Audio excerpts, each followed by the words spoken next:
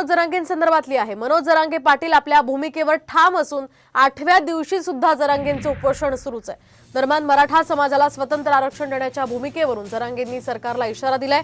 मुख्यमंत्री आणि सरकारनं आरक्षणाबाबत वेगवेगळ्या भूमिका मांडून मराठा समाजात संभ्रम निर्माण करू नये अशा शब्दात जरांगेंनी सरकारला इशारा दिलाय। दरम्यान मनोज जरांगे पाटील यांच्याशी बातचीत केली आहे आमचे प्रतिनिधी लक्ष्मण सोळुंके यांनी। मराठा आरक्षणाच्या मागणीसाठी आज 8व्या दिवशी सुद्धा मनोज जरांगे पाटील यांचं आमरण उपोषण सुरू आहे। आपण बघू शकतो की त्यांच्या प्रकृती उपचारानंतर थोडीशी सुधारणा झालेली आहे। दादा मला काय सांगाल? आतापर्यंत भ्रम निर्माण करतंय असं वाटत नव्हतं, पण काल ज्यावेळेस ते म्हणले ना की नोंदी नसणाऱ्या मराठ्यांसाठी आता ही अहवाल आलाय, हे आरक्षण आम्ही कायदा पारित करतोय, तेव्हापासून मला नाही वाटत त्यांच्यात भ्रम असेल। तेही देतील आणि सगळे स्वरे सुद्धा देतील, कारण अधिसूचना त्यांनी काढलेली। 2.5 महिन्यापूर्वी त्यांनी ही व्याख्या घेतलेली। ओबीसीचा जो आयोगाचा जो अहवाल आलाय त्यानुसार आरक्षण देणार आणि सगळ्या सोयऱ्यांचे अधिसूचनेची सुद्धा अंमलबजावणी करणार।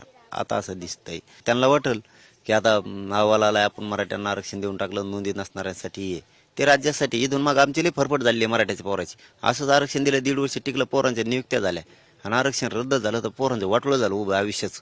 आणखीन ते निवड झालेले पोरं नियुक्त्या मागतात, आणखीन 3-3 वर्ष उलटून गेले, त्यांना 4-4 वर्ष उलटून गेले।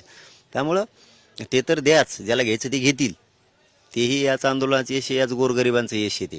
तिथं काही श्रेय फ्रायचं काही घेणं देणं नाही कोणाला। श्रेय कवर घेता समाजाचं वाटलं व्हायला लागले पोरं इकडं ते घ्याच, परंतु सगळ्या सोयऱ्यांची अंमलबजावणी तुम्हाला करावीच लागणारे आंदोलन त्यासाठी उभा आहे। मोहम्मद इरफान